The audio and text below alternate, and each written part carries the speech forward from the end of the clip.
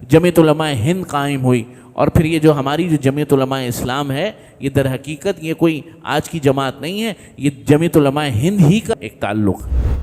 قائد اعظم رحمۃ اللہ علیہ نے یہ ملک بنوا دیا۔ اچھا، لوگ یہ کہتے ہیں کہ اصل میں ان کا ایجنٹ تھا نا، اس لیے گرفتار نہیں ہوتا تھا۔ سب سے بڑا حمایتی جارڈن ہے، گندگی بھی اور اچھائی بھی نسلوں میں سفر کرتی ہے، آج بھی وہ غداری ہے، الو کا پٹھا۔ مفتی صاحب کے بیانات سننے کے لیے مفتی صاحب کے آفیشیل چینل مفتی مجود امین کو سبسکرائب کیجیے۔ فکری گمراہی، دیکھو گمراہی دو طرح سے ہوتی، ایک ہوتا ہے عملی گمراہی، نماز نہیں پڑھ رہا، زکوٰۃ نہیں دے رہا، حج نہیں کر رہا، عمل اور گناہوں پر گناہ کر رہا ہے، شراب پی رہا ہے، اللہ بچائے زنا کر رہا ہے، اللہ بچائے چوری کر رہا ہے، چکاری کر رہا ہے، لوگوں کے حقوق نہیں دے رہا، تو یہ کون سی گمراہی ہے؟ عملی گمراہی۔ ایک ہے فکری گمراہی کہ بظاہر نماز بھی پڑھ رہا ہے، کسی کو تکلیف بھی نہیں دے رہا، شراب بھی نہیں پی رہا، چوری چکاری بھی نہیں کر رہا، لیکن جو سوچ ہے وہ گمراہ ہے۔ وہ سوچ دین اسلام کے اصولوں سے مطابقت نہیں رکھتی، مسلمانوں کے اجتماعی مفاد سے مطابقت نہیں رکھتی۔ موجودہ دور میں جہاں مسلمانوں میں عملی کمزوری آ گئی ہے، وہاں یہ جو فکری کمزوری ہے یہ اس قدر اس درجہ پہنچ چکی ہے کہ بسا اوقات محسوس ہوتا ہے کہ وہ عملی کمزوری سے بھی زیادہ ہو چکی۔ میں آپ کو مثالیں دوں گا، کچھ بات مشکل نہ ہو۔ تو فکری جو کمزوری ہے یہ بہت بڑی بلا ہے، اور موجودہ دور کے اندر جتنے بھی فتنے ہیں، زیادہ تر فتنے ان کا تعلق مسلمانوں کو فکری طور پر کمزور کرنے سے۔ کل جو جمعے کی تقریر کی کہ ملک پاکستان ہمارا ایک یہ نعمت ہے، اور نعمت کے اندر آزمائش آ جاتی ہے، اور اس بات کو بیان کیا کہ بسا اوقات نعمت کے اندر جب آزمائش آتی ہے تو لوگ سمجھتے ہیں کہ نعمت ہی صحیح نہیں ہے یا نعمت خراب ہے، لیکن اللہ کا یہ وعدہ نہیں ہے ہم سے کہ تمہاری نعمتوں میں کبھی آزمائش نہیں آئے گی۔ اولاد نعمت ہے، آزمائش آ جاتی ہے، تو اب اولاد کو اولاد کہنا تو نہیں چھوڑیں گے۔ پیسہ مال و دولت نعمت ہے، دنیا کے تمام اسباب نعمت ہیں، لیکن ان کے اندر آزمائش آتی ہے بھائی۔ تو کل یہ بات بیان کی تھی جمعے میں، لیکن اس بات پر اتنا زور کیوں ہے؟ یعنی یہ جو بات میں تقریباً ہر سال 14 اگست یا قریب کرتا ہوں، مجھے کیا پڑی آپ لوگوں کو سمجھانے کے لیے کہ بھائی یہ ملک بہت بڑی نعمت ہے، اس ملک کو اس کی کمزوریوں کے ساتھ تسلیم کرو، کوتاہیوں کے ساتھ تسلیم کرو، انشاءاللہ وقت آئے گا یہ کمزوریاں کوتاہیاں بھی دور ہو جائیں گی۔ مہنگائی ہے، اسباب ہے، ابھی میں گھر سے آ رہا ہوں، اپنے گھر گلستان جوہر سے، والدین کا گھر ہے جہاں، تو جو روڈ ہے یونیورسٹی روڈ 4 سال ہو گئے بن رہا ہے، ایک مصیبت ہے۔ ادھر سے جوہر والا روڈ جو دوسرا راستہ تھا وہ بھی کھدا ہوا ہے۔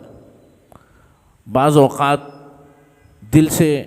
دل کی گہرائیوں سے بددعائیں نکلتی ہیں، اور نکلتی ہیں، لیکن وہ ان لوگوں کے لیے نکلتی ہیں کہ جو اس چیز کے ذمہ دار ہیں، اس ملک کے لیے نہیں نکلتی۔ یہ ملک تو بڑا عظیم ملک ہے، بڑا پیارا ملک ہے، اور 4 سال ہو گئے یہ یونیورسٹی روڈ کو بنتے ہوئے، کاروبار تباہ، لوگوں کے دکانیں تباہ،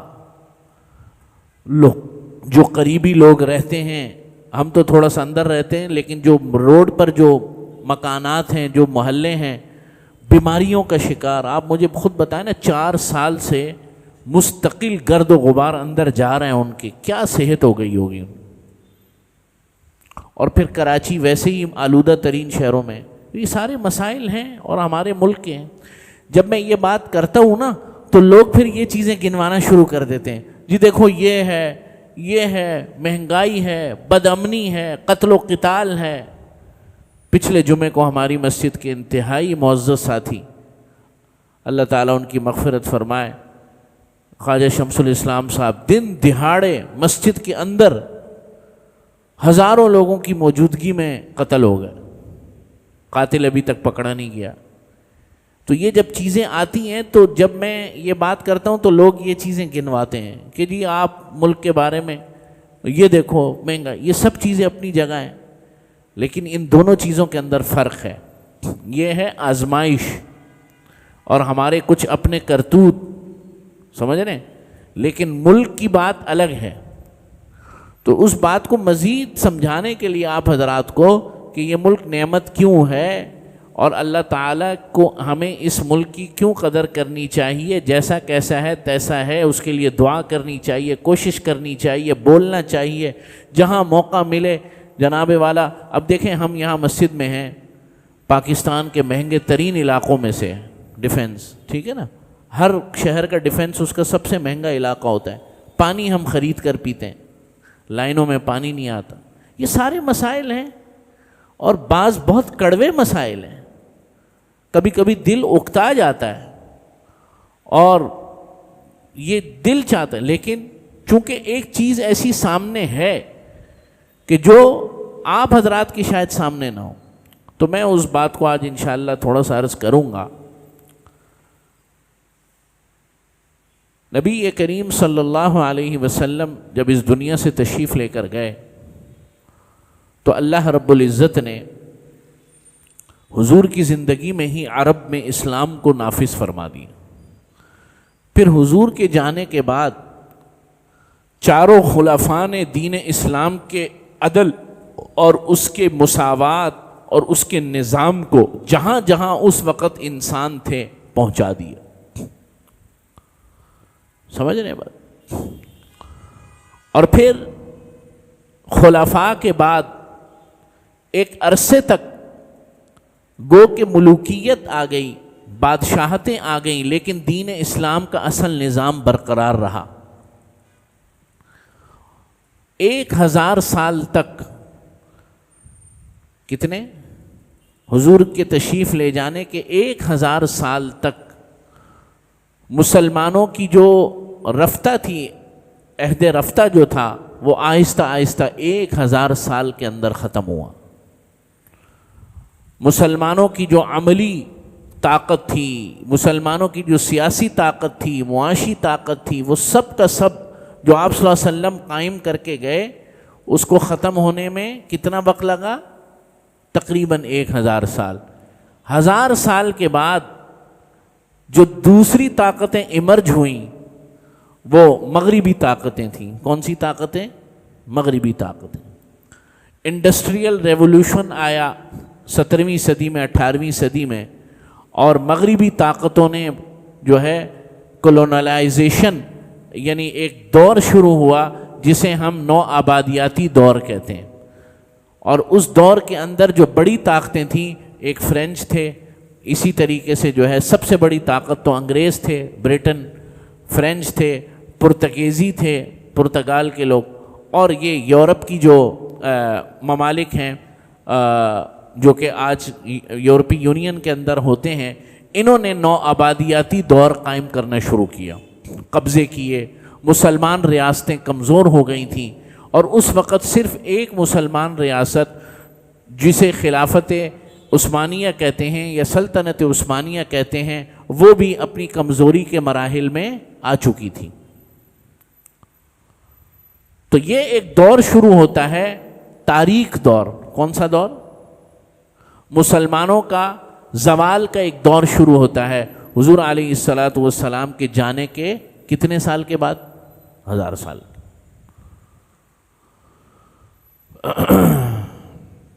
تو ادھر سب سے پہلے ہندوستان میں, اب ہم آتے ہیں, بقیہ دنیا کو چھوڑ دیتے ہیں, ہم اپنی بات کرتے ہیں, وہ بات بہت لمبی ہو جائے گی.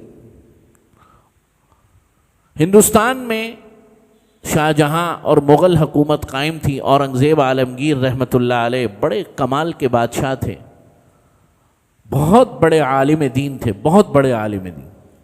فتاوی عالمگیری اہل سنت والجماعت فقہ حنفی کا بہت بڑا انسائکلوپیڈیا ہے، اور فتاوی کو جمع فرمایا ہے۔ وہ تمام کا تمام انسائکلوپیڈیا یا فتاوی کی وہ تمام کی تمام جو رویداد ہے وہ اورنگزیب عالمگیر نے اپنے عہد میں جمع کروایا۔ لوگ یہ بات کم جانتے ہیں، اور اسی مناسبت سے اس کا نام ہے فتاوی عالمگیری۔ اورنگزیب عالمگیر رحمۃ اللہ ایسا عظیم و شان بادشاہ اللہ تعالیٰ نے ہندوستان کو عطا فرمایا کہ جس کی بادشاہت کابل سے لے کے برما تک تھی، لیکن گزارا جو ہے وہ ٹوپیاں سی کر کرتا تھا، اپنا گزروں اوقات ٹوپیاں سی کر فرمایا کرتے تھے۔ اور انتقال جب ہوا تو میدان جنگ میں انتقال ہوا، محل میں انتقال نہیں ہوا۔ اسی لیے اورنگزیب عالمگیر کی جو قبر ہے وہ دہلی یا آگرہ میں نہیں ہے، بلکہ وہاں حیدرآباد دکن کے قریب ایک جگہ ہے، مجھے اس وقت نام بھول رہا ہے، وہاں پر ہے۔ عام سی قبر ہے، بالکل بالکل شاہ جہاں کی قبر یا اکبر کی، بابر کی، ہمایوں کا تو بہت بڑا مقبرہ ہے دہلی کے اندر۔ تو صحیح معنوں کے اندر اللہ تعالیٰ نے ایک عظیم الشان بادشاہ ہندوستان کو عطا فرمایا۔ اور آپ کو ایک مزے کی بات بتاؤں کہ عالمگیر کے دور میں دنیا کی ٹوٹل جی ڈی پی کا 25% جو ہے ہندوستان میں تھا، یعنی دنیا کی ساری دولت کا 25% ہندوستان کے اندر تھا۔ ساری دنیا کی دولت کا 25% کی کہاں تھا؟ ہندوستان میں۔ اتنا خوشحال زمانہ تھا مسلمانوں، صرف مسلمانوں کا نہیں، ہندوؤں کا بھی۔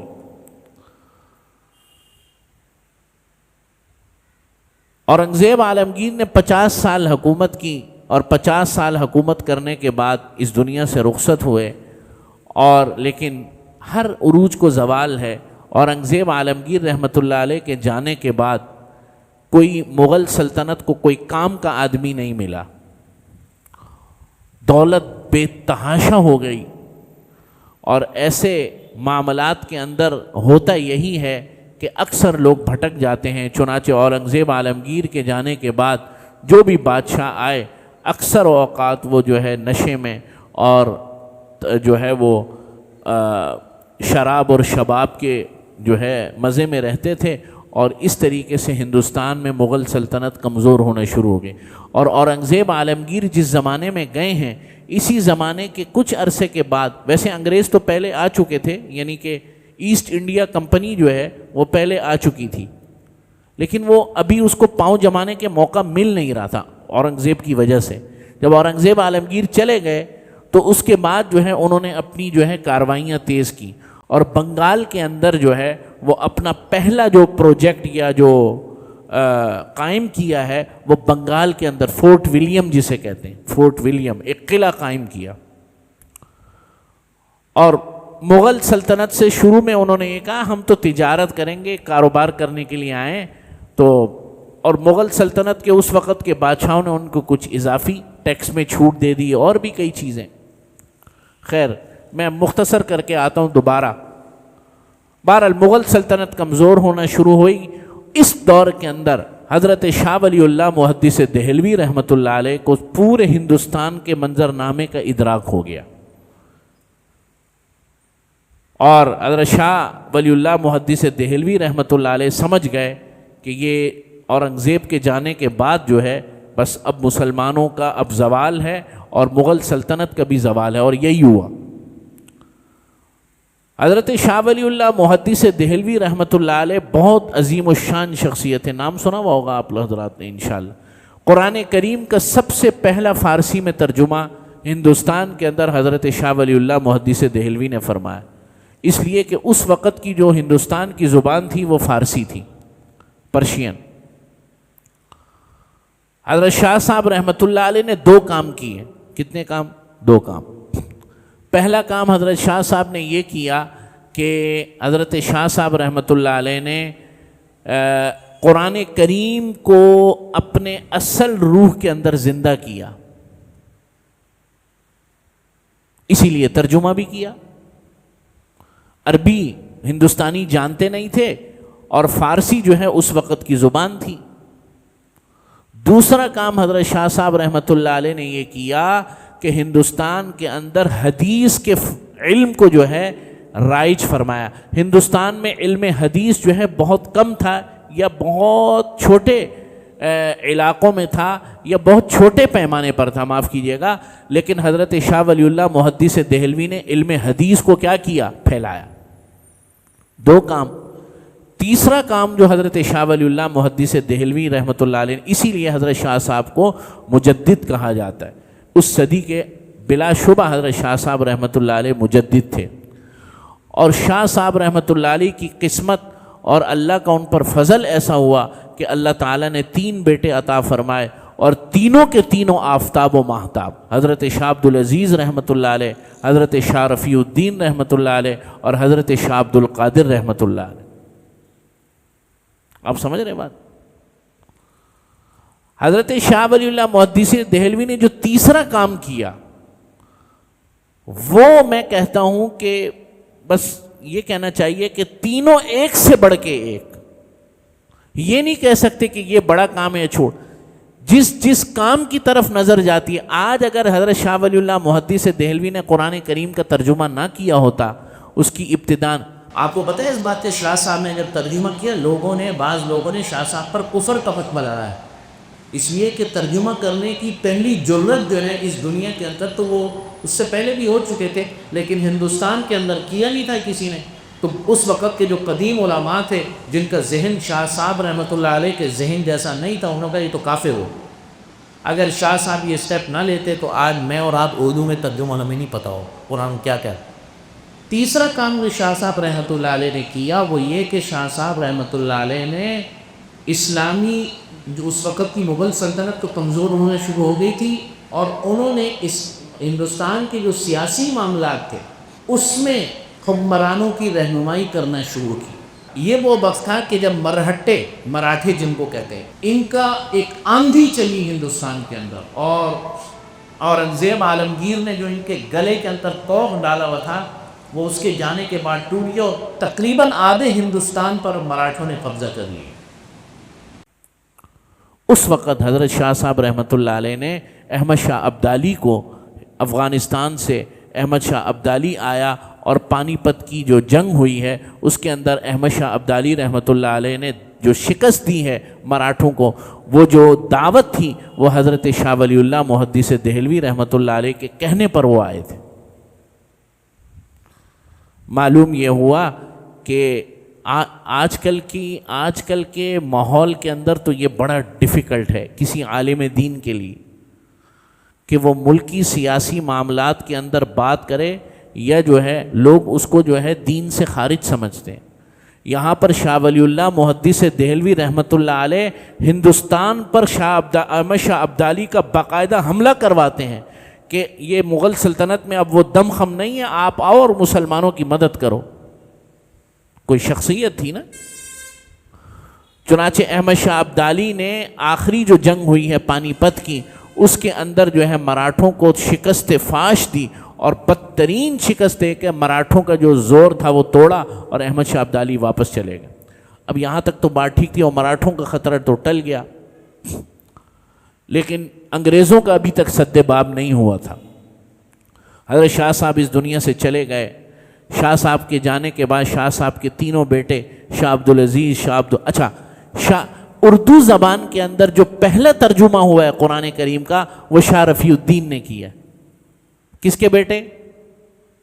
اس وقت تک اردو زبان یعنی ڈیولپ ہو چکی تھی، لیکن آپ جب وہ ترجمہ پڑھیں گے تو وہ بڑا مشکل ہے، وہ بہت مشکل ہے، وہ سمجھ میں نہیں آتا، وہ اس وقت کی اردو ہے. تو یہ خاندان ہے جو کہ دین پر کا جو ہے ایسا بہترین. اچھا، شاہ عبدالعزیز رحمۃ اللہ علیہ جو سب سے بڑے بیٹے تھے، بعض حضرات نے تو یہاں تک لکھا ہے کہ جو شاہ عبدالعزیز رحمۃ اللہ علیہ شاہ ولی اللہ محدث دہلوی کے بڑے بیٹے تھے، یہ علم میں اپنے والد سے بڑھ گئے تھے، بہت کمال کے انسان تھے. اللہ اکبر. ایک بڑا موقع چاہیے کہ اس خاندان کے اوپر پوری بات کی جائے. بہرحال یہ تینوں بیٹے بھی دنیا سے چلے گئے. شاہ عبد العزیز رحمۃ اللہ علیہ جو کہ شاہ ولی اللہ کے بیٹے تھے، ان کی پرورش انہوں نے ایک اپنے ہی رشتہ دار کی پرورش کی، شاہ اسماعیل شہید رحمۃ اللہ علیہ اور سید احمد شہید رحمۃ اللہ علیہ. آپ سمجھ رہے ہیں بات؟ جو کہ دونوں کے دونوں شہید ہوئے بالا کوٹ کے اندر. سکھوں کی حکومت قائم ہو چکی تھی پنجاب پر، اور یہ دونوں حضرات جو ہے حضرت شاہ عبد العزیز رحمۃ اللہ علیہ کے تربیت یافتہ. چنانچہ ہندوستان کے اندر جو پہلی مزاحمت ہوئی ہے، پہلی مزاحمت وہ ان دونوں حضرات نے، یعنی مزاحمت سے مراد وہ قلم یا زبان والی مزاحمت نہیں، باقاعدہ جہاد کا جو آغاز ہوا ہے وہ حضرت شاہ اسماعیل شہید رحمۃ اللہ علیہ اور سید احمد شہید رحمۃ اللہ علیہ، یہ دونوں بھی جو ہے حضرات اسی گھرانے سے تعلق رکھتے تھے. لیکن اللہ رب العزت کو کچھ اور منظور تھا. شاہ اسماعیل شہید رحمۃ اللہ علیہ اور سید احمد شہید رحمۃ اللہ علیہ جب بالا کوٹ میں پہنچے ہیں تو اپنوں کی غداری کی وجہ سے اور وہاں کے لوگوں کی غداری کی وجہ سے اور اپنے اس پورے ماحول کی غداری کی وجہ سے جو ہے وہ شہید ہو گئے. اور آج بھی جو ہے بالا کوٹ کے اندر دونوں حضرات کی قبر ہے. آپ حضرات کو پتہ ہو، جو لوگ بالا کوٹ گئے ہیں انہوں نے دیکھا ہو. اس کے بعد انگریزوں کا تسلط قائم ہو گیا ہندوستان کے اوپر. تقریباً اعلان نہیں ہوا تھا، اعلان نہیں ہوا تھا، لیکن انگریزوں کا تسلط بہرحال قائم ہو گیا.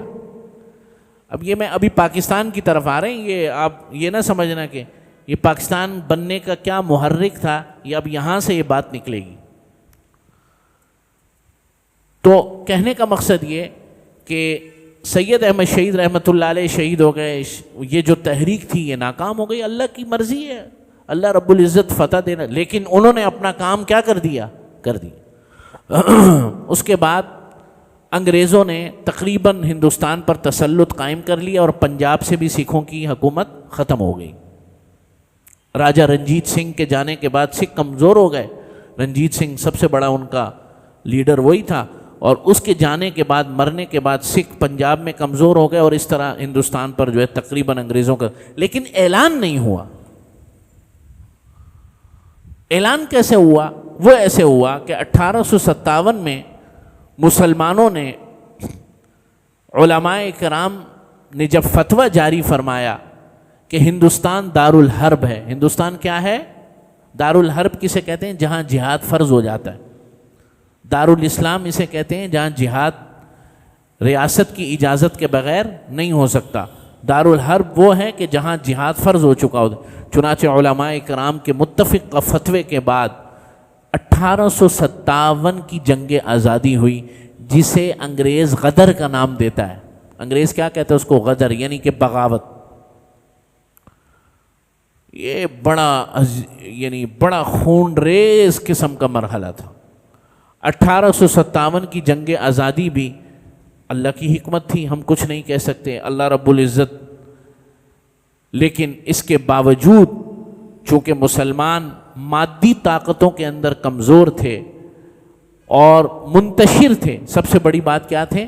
منتشر تھے، ایک جھنڈے تلے نہیں تھے. لیکن بہرحال بغاوت ہوئی، اور وہ بغاوت جو انگریز کی جو فوج تھی اس کے اندر بھی مسلمانوں نے بغاوت کی. لیکن وہاں بھی غداریاں ہوئیں. چنانچہ 1857 کی جنگ آزادی کے بعد حال تو یہ تھا کہ مسلمانوں کو یہ لگتا تھا کہ جب ہم جنگ آزادی بلند کر دیں گے، بغاوت کر دیں گے، تو بادشاہ وقت جو ہے بہادر شاہ ظفر، جو آخری مغل بادشاہ تھے، اس کو بھی کچھ ہمت پیدا ہوگی، وہ بھی ہمارے ساتھ کھڑا ہوگا. وہ بیچارہ کہاں کھڑا ہوتا، وہ تو خود 70 سال کا تھا. 12 بجے وہ اٹھتا تھا، رات کو مشاعرے ہوتے تھے، ساری رات مشاعرے ہوتے تھے. بادشاہ سلامت صبح کو ظہر کے ٹائم اٹھتے، صبح کیا ظہر کے ٹائم تشریف فرما ہوتے تھے، اور پھر کھانے لگتے تھے، پکوان لگتے تھے. اور یہ تو بادشاہ کی حالت تھی. تو اس بادشاہ نے کیا کرنا تھا؟ ساری رات دہلی کے جو آگرہ کے دہلی کا جو قلعہ تھا، مشاعرے چلتے تھے اور جناب شرابیں لنڈائی جاتی تھیں اور یہ وہ، اس نے کیا کرنا تھا ہندوستان کا؟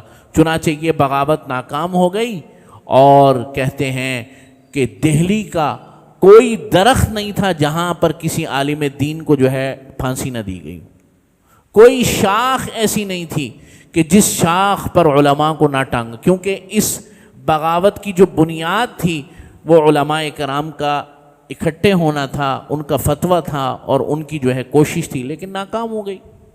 اور پھر انگریز نے باقاعدہ 1857 میں قبضہ کیا، اور اعلانیہ قبضہ ہندوستان پر ہو گیا، اور بہادر شاہ ظفر کو رنگون جلا وطن کر دیا، اور بہادر شاہ ظفر کے سارے بیٹوں کو، 12 بیٹوں کو ایک ہی دن میں قتل کر دیا دہلی کے، اور بہادر شاہ ظفر کو رنگون جلا وطن کر دیا، اور پھر بہادر شاہ ظفر کا کچھ سال بعد وہیں رنگون میں انتقال ہو گیا، رنگون برما کا جو شہر ہے۔ یہ وہ وقت تھا کہ جب مسلمانوں ہندوستان پر اعلانیہ قبضہ ہو گیا انگریزوں کا، اور اب علماء کرام کو یہ بات سمجھ میں آ گئی کہ اب جو ہے ہم مادی طاقت کے اندر اب ان کا مقابلہ فی الحال نہیں کر سکتے، فی الحال نہیں کر سکتے، تو اب کیا کریں؟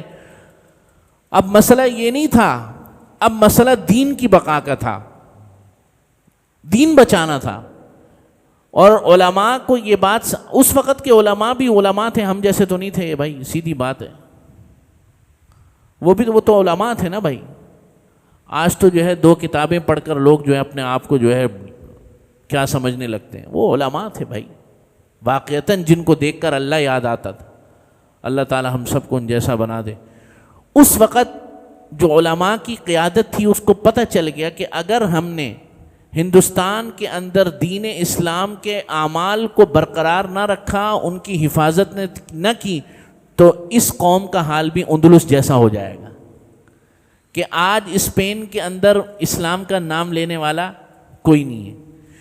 اس وقت علماء کرام نے ضروری سمجھا کہ بھائی اب ہمیں اپنے دین کو بچانا ہے، نماز کو بچانا ہے، قرآن کو بچانا ہے، حدیث کو بچانا ہے، روزے کو بچانا ہے، ورنہ 100 سال کے بعد، 100 سال اگر کسی قوم پر بدعملی کے گزر جائیں، پھر بس ان کے نام مسلمانوں کے ہوتے ہیں، وہ خود ان کو پتہ نہیں ہوتا مسلمان، ہمارے آباء و اجداد مسلمان۔ یہ جو برازیل ہے نا، برازیل اور میکسیکو،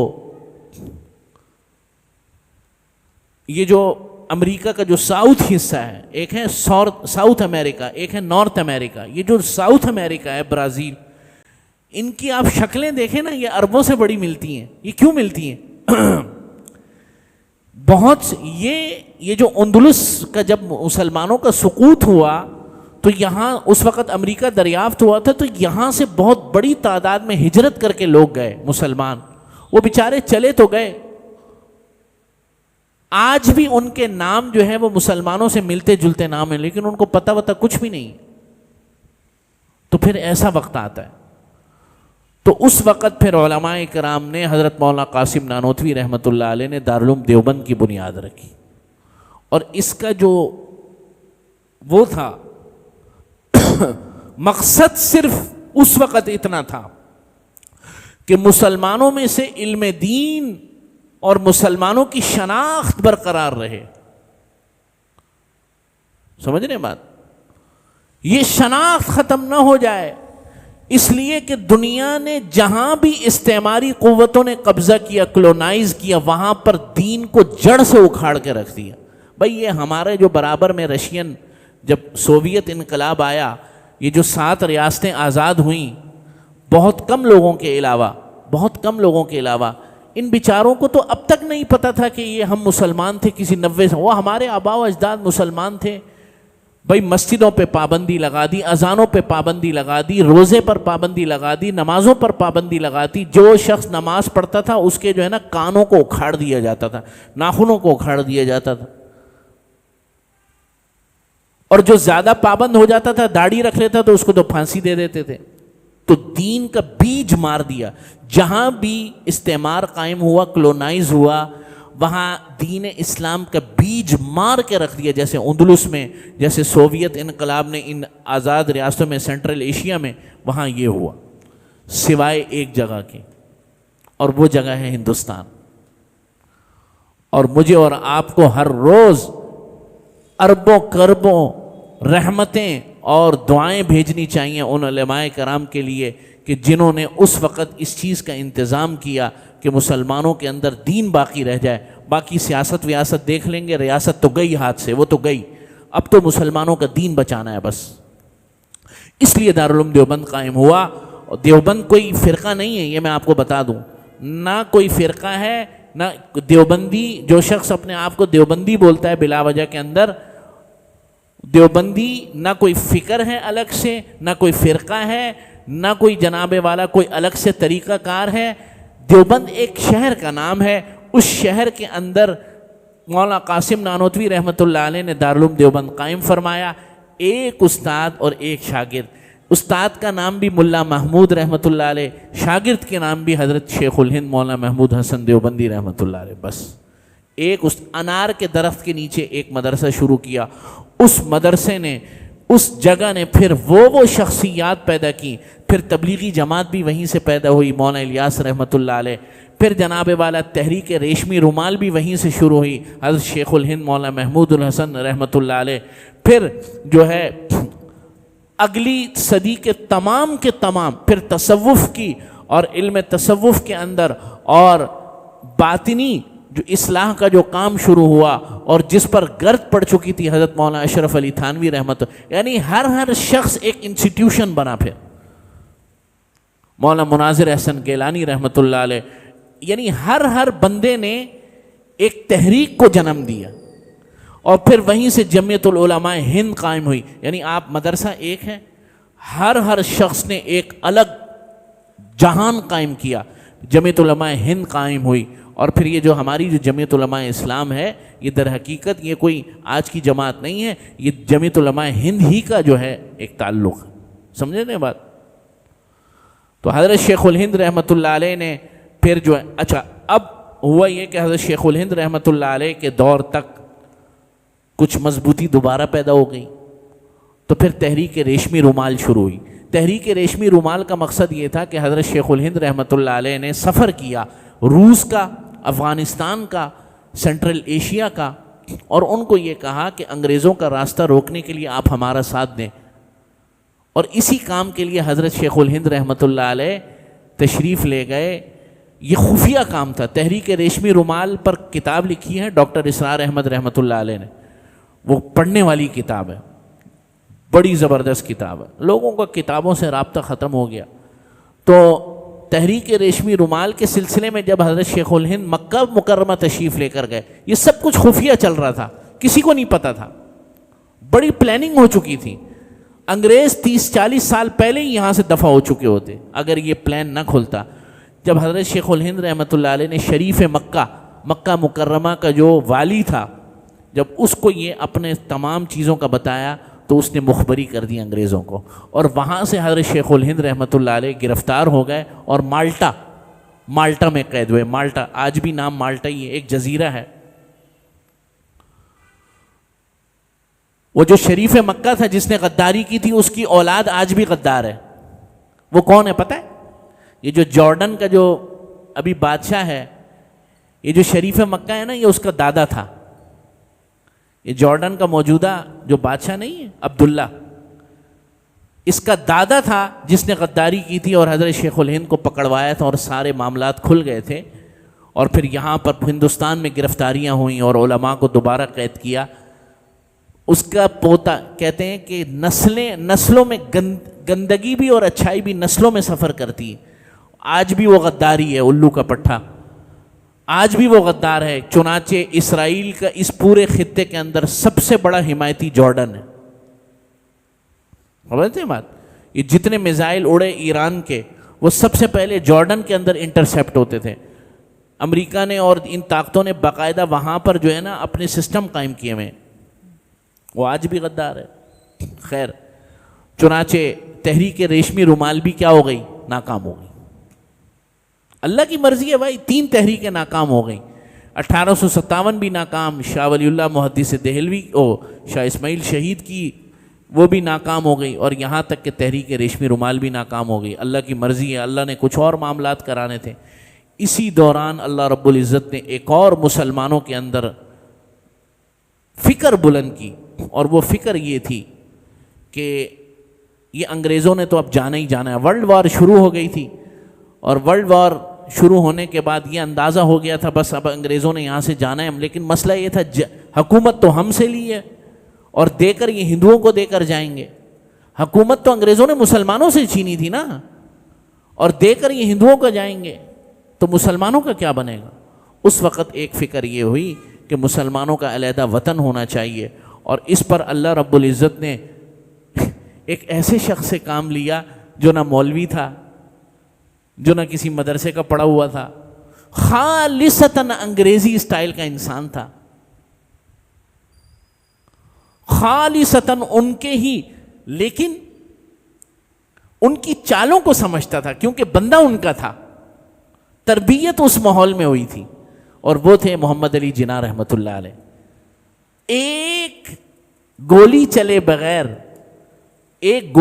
بغیر قائد اعظم رحمۃ اللہ علیہ نے یہ ملک بنوا دیا، ایک گولی چلے بغیر۔ یعنی میں وہ ہجرت کی جو داستانیں ان کی بات نہیں کر رہا، وہ تو ایک المناک داستان ہے، لیکن اس پوری جد و جہد میں ایک دفعہ گرفتار نہیں ہوئے۔ یہ بڑا عجیب ہے، کبھی زندگی ہمیں تو اپنے لوگوں کو معلوم نہیں ہے نا۔ ایک دفعہ نہرو اور سردار پٹیل آئے روز گرفتار ہوتے رہتے تھے۔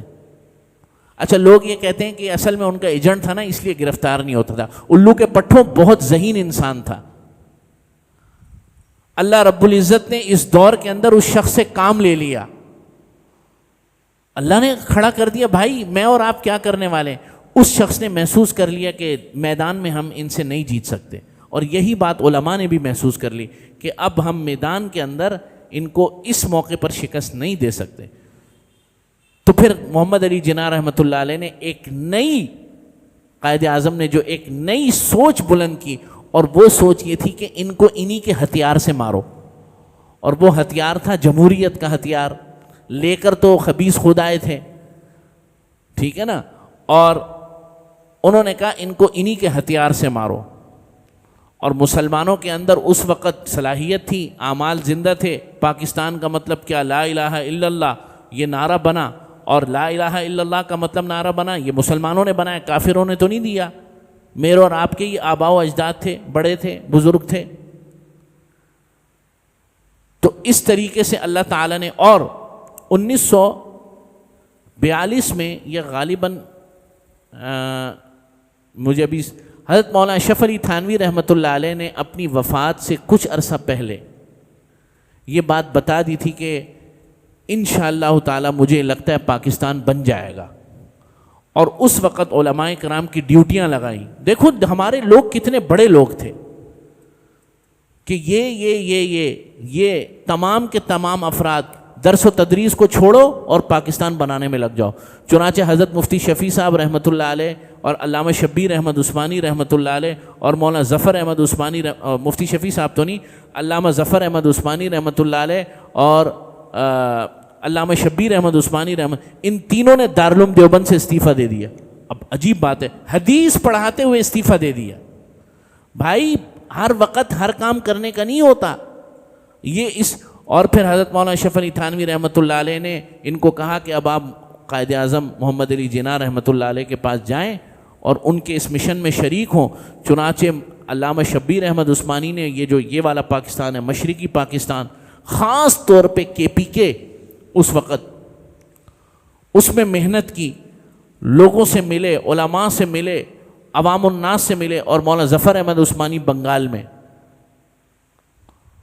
اور یہ بات میں نے کہیں پڑھی ہے، میں کوشش کروں گا یہ بات نکل آئے کہ مولانا اشرف علی تھانوی رحمۃ اللہ علیہ کو باقاعدہ قائد اعظم نے خط لکھا، اور خط میں لکھا کہ آپ جیسا مجھے اگر جرنیل مل جاتا پہلے تو میں پاکستان کو کئی سال پہلے بنوا دیتا۔ تو آپ کی تائید اور آپ کی حضرت مولانا اشرف علی تھانوی صاحب کا تو پہلے انتقال ہو گیا تھا 1947 سے پہلے ہی، تو اس لیے یہ پوری کی پوری داستان ہے کہ کیسے اللہ رب العزت نے اس ملک کو بنوایا، کن حالات میں بنوایا، اور کیسے جو ہے اللہ رب العزت نے اس کو قائم و دائم رکھا، اور پھر بعد کے معاملات کیسے ہوئے، اور بعد کے معاملات کے اندر جو ہے ایک بات میں کروں اور یہاں ختم کر دیتا ہوں. دیکھیں، میں اور آپ جو سوچ رہے ہوتے ہیں نا وہ ایک الگ چیز ہوتی ہے، اللہ کی گیم الگ ہوتی ہے، وہ میں اور آپ نہیں سوچ سکتے. بعض لوگ یہ کہتے ہیں قرآن اسلام نافذ نہیں ہوا، قرآن نافذ نہیں ہوتی. یہ سوچ تو بہت اچھی ہے، اس سوچ کے لیے محنتیں کی ہیں. ہمارا کام تو مولانا مودودی رحمۃ اللہ علیہ نے محنت کی، اور پھر پاکستان بننے کے بعد وہ ایک اور خبیث فتنہ وجود میں آیا قادیانیوں کا. اگر علماء کرام نہ ہوتے، مولانا مودودی رحمۃ اللہ علیہ جیل کی کال کوٹری میں چلے گئے تھے پھانسی کے لیے، وہاں سے واپس آئے. آرڈر ہو چکا تھا 53 کی جو ختم نبوت کی تحریک تھی. سمجھ رہے ہیں بات؟ تو کہنے کا مقصد یہ کہ میں اور آپ کبھی کبھی سوچتے ہیں یہ نہیں ہوا، وہ نہیں ہوا، فلاں نہیں ہوا، اسلام نافذ نہیں ہوا. یہ میری اور آپ کی سوچ اچھی ہے، لیکن ایک اللہ کا بھی پلان ہے.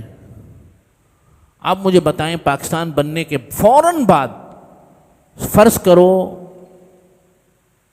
شریعت قائم ہو جاتی پورے پاکستان میں، ایسا ملک کہ جس ملک کے اندر پن لگانے کے بھی پیسے نہیں ہیں. وہ کہتے ہیں نا ہمارے کہ کانٹوں سے جو ہے وہ کاغذوں کو وہ باندھتے تھے. تنخواہ کے پیسے نواب بھاولپور نے دیے 3 مہینے کی تنخواہ، صحیح ہے. اور جھاڑو خود آ کے وزیر اعظم اور دیگر بڑے بڑے سیکٹریز اپنے دفتروں میں جھاڑو خود لگاتے تھے. یہ وہ وقت تھا. اس موقع پہ شریعت نافذ ہو جاتی تو دنیا کا کوئی ملک ایسا نہیں تھا جس نے اس ملک کو ختم کرنے کے لیے نہ آ جانا تھا. امریکہ بھی خلاف ہو جاتا، روس بھی خلاف ہو جاتا. شریعت کس کو اچھی لگتی ہے؟ اور بھارت تو ویسے ہی دشمن تھا. اللہ کی الگ گیم ہوتی ہے بھائی. اللہ رب العزت کا ایک الگ نظام چل رہا ہوتا ہے، وہ میری اور آپ کی سمجھ میں آ ہی نہیں سکتا. اللہ نے برقرار رکھا، لولا لنگڑا پھر 71 میں ٹوٹ گیا، اس کے بعد پھر اللہ نے برقرار رکھا، آج ختم ہو گیا، دوسرا نیا نقشہ آ گیا، امریکہ نے نقشہ بنا دیا، فلاں ہو گیا، ڈیفالٹ ہو گیا، یہ ہو گیا، فلاں ہو گیا، چل رہا ہے. سمجھ رہے ہیں؟ اور ہماری تمام تر سیاہ کاریوں کے باوجود چل رہا ہے. تو اس کو کیا کہیں گے؟ حضرت موسیٰ علیہ السلام کی پرورش اللہ نے فرعون کے دربار میں کروائی، فرعون کے محل میں کروائی. تو کیا کہیں گے کہ حضرت موسیٰ علیہ السلام نعوذ باللہ فرعون کے ایجنٹ بن گئے تھے کیا؟ نہیں بھائی، تکوین ہے، مجھے اور آپ کو نہیں آ سکتی سمجھ میں. جب اس روئے زمین کی سب سے بہترین مخلوق اس زمانے کی، یا بنی اسرائیل اذکروا نعمتی التی انعمت علیکم واوفوا، اے بنی اسرائیل ہم نے تمہیں چن لیا ہے، ہم نے تم پر انعام کیا ہے. یہ عجیب تھے بنی اسرائیل والے، بھائی اللہ نے چن لیا ہے، مجھے اور آپ کو کیا اعتراض ہے؟ حالت ان کی یہ تھی کہ جب حضرت موسیٰ علیہ السلام نکال کے آئے نا مصر سے، جب نکالا نا مصر سے، نکالنے کے بعد جب فرعون سے نجات ہو گئی، راستے سے گزرے تو ایک قوم بتوں کی پوجا کر رہی تھی. تو بنی اسرائیل کہنے لگے ہمارے لیے بھی کوئی بت کا انتظام کر دو. یہ تو حالت ہے، سمجھ رہے ہیں بات؟ اللہ نے چن لی ہے تو یہ جو قوم چل رہی ہے، جس طرح چل رہی ہے، یہ ہمیشہ ایسی رہے گی کیا؟ بھائی جس دن اللہ نے دل کو پھیرنا ہوا ایسے کر کے 360 ڈگری میں پھیر دیں گے. مجھے اور آپ کو کیا پتا؟ بنی اسرائیل کا معاملہ یہ ہوا، حضرت موسیٰ نے فرمایا کہ میں جاتا ہوں تو تم لوگ یہیں پر رہو. حضرت ہارون علیہ السلام کو وادی تین میں جو ہے نائب بنایا، لینے کے لیے کتاب گئے، واپس آئے، قوم بچھڑے کی پوجا کر رہی ہے. پھر کیا ہوا؟ یہی قوم کچھ سالوں کے بعد بیت المقدس میں داخل ہوتی ہے، فاتح کی حیثیت سے داخل ہوتی ہے. تو کہنے کا مقصد یہ ہے کہ جو حالات چل رہے ہوتے ہیں نا، یہ جو خوشخبریاں ہیں، بشارات ہیں، اور یہ نبی کریم صلی اللہ علیہ وسلم نے جو پیشین گوئیاں فرمائی ہیں، یہ انہی حالات کے لیے فرمائی ہیں کہ مایوسی کے حالات کے اندر کوئی دامن نہ چھوڑے امید کا. آج مایوسی کے حالات ہیں نا، لیکن ہمیں اللہ کے نبی کی ایک ایک بات پر یقین ہے، اور ایسا یقین ہے کہ کل کو شاید صبح کو سورج نہ نکلے، شاید یہ ہو سکتا ہے، لیکن میرے نبی کی بات پوری نہ ہو، یہ نہیں ہو سکتا۔ تو مایوسی کے حالات کے اندر حضور علیہ الصلاۃ والسلام کی پیشین گوئیاں، آپ علیہ الصلاۃ والسلام کے مبارک فرامین، یہ ہم لوگوں کو ڈھارس دیتے ہیں، ہماری امید کو برقرار رکھتے ہیں۔ اور یہ سارا پس منظر میں نے عرض کیا کہ ہمارا یہ ملک اور ہمارا یہ وطن کس طرح اللہ کی نعمت ہے، اور یہ نعمت اپنے حقیقی نعمتوں پر کس دن آ جائے۔ میری شاید زندگی میں نہ آئے، ہمارے بڑوں کی زندگی میں نہیں آیا، ٹھیک ہے، اب تک ہماری زندگی، میں ابھی یہی آپ کو ساری باتیں بتا رہا تھا نا کہ ڈیفنس میں بھی جو ہے پاکستان کے سب سے مہنگے علاقے میں بھی جو ہے وہ پانی خرید کر پینا پڑ رہا ہے۔ ساری باتیں اپنی جگہ درست ہیں، لیکن جس دن اللہ رب العزت نے قائم رکھا ہے، جس دن اللہ رب العزت کی حمیت، اللہ رب العزت کی چاہت ہوگی، اللہ رب العزت کی کن حکم کن ہوگا، ایسے کر کے معاملات پھر جائیں گے۔ یہ حقیقت ہے، اللہ تعالیٰ ایسے ہی فرماتے ہیں، اللہ کا یہی نظام ہے، یہی دستور ہے۔ ابھی یہ جو پچھلے دنوں جنگ ہوئی، 10 مئی سے پہلے کا پاکستان دیکھ لیں، 10 مئی کے بعد کا دیکھ لیں، ایسا لگے گا کہ جیسے جو ہے نا یوں کر کے ٹیبلز الٹ گئی ہیں۔ آپ کو شاید اندازہ نہ ہو رہا ہو، جن کو اندازہ ہے بڑا خوب اندازہ ہے، بہت خوب اندازہ ہے، ہاں آپ کو اور مجھے شاید اندازہ نہ ہو۔ کل میں نے جیسے عرض کیا، نیتن یاہو نے پرسوں بیان دے دیا، نیتن یاہو نے پرسوں بیان دیا ہے کہ ہم نے انڈیا پاکستان کی جنگ کے اندر بھارت کی بھرپور مدد کی، اسلحہ بھی پہنچایا اور امیجنری سیٹلائٹ امیجری بھی اس کو دی، تمام کے تمام وسائل فراہم کیے۔ میں نے جیسے کل عرض کیا کہ میری اور اسرائیل کی کیا دشمنی ہے، پاکستان اسرائیل کی کیا دشمنی ہے، مجھے بتائیں نا، کوئی دشمنی نہیں ہے۔ کیوں ہمارے پیچھے پڑا ہوا ہے وہ؟ نہ ہماری سرحد ملتی، نہ ہمارے کوئی کاروباری مفاد، نہ کوئی معاشی 3000 کلومیٹر ہم سے دور ہے۔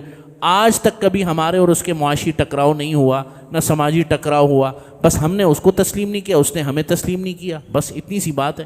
اس طرح تو پاکستان نے اور بھی بہت ملکوں کو تسلیم نہیں کیا، آرمینیا کو تسلیم نہیں کیا، تو کیا ہو گیا؟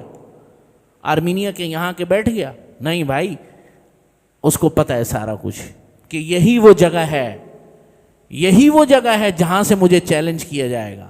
آج نہیں ہوا، کل پرسوں ہو جائے گا، 50 سال بعد ہو جائے گا۔ یہی وہ جگہ ہے کہ جہاں سے عربوں کو، تو میں نے جیسے عرض کیا نا، بن گوریان نے کہا 1900 جب عرب اسرائیل جنگ ہوئی 1967 میں، تو بن گوریان نے کہا عربوں سے ہمیں کوئی خطرہ نہیں ہے، ہمیں خطرہ صرف پاکستان سے۔ اس وقت پاکستان کو بنے ہوئے 20 سال بھی نہیں ہوئے تھے۔